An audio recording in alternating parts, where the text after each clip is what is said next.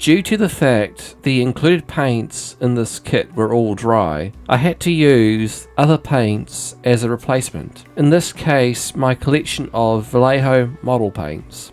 I mixed a bright red colour using a few drops of fluorescent orange to flat red, and was mixed in a Tamiya paint mixing jar. After the paint was mixed, the red colour was applied in multiple coats with a flathead paintbrush, with plenty of drying time between each coat.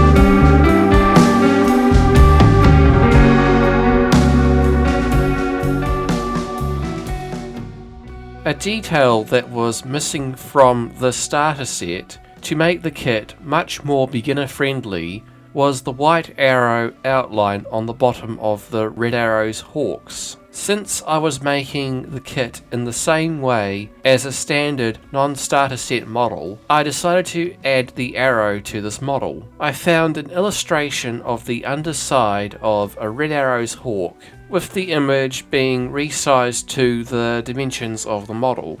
Then, the template was printed off via an inkjet printer. After the print was completed, the center of the arrow was cut out using a hobby knife.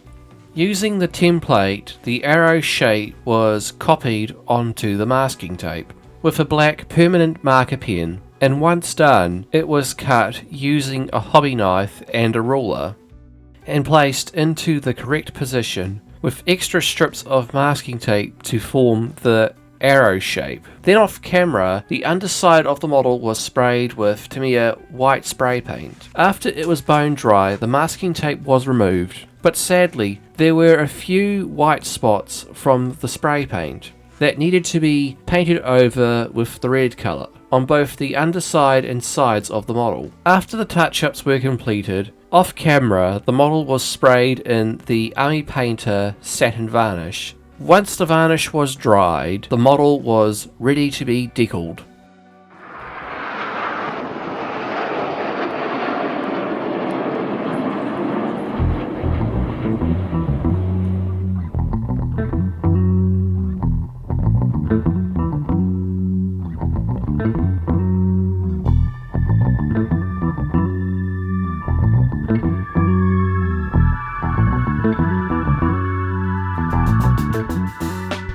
The decals were applied with aftermarket decal setting solutions, in this case Micro Sol and Micro Set decal solutions. Micro Sol was brushed over the area where the decals were to be applied, and once on the model, the decals were given a coat of Micro Set and left to dry after the application.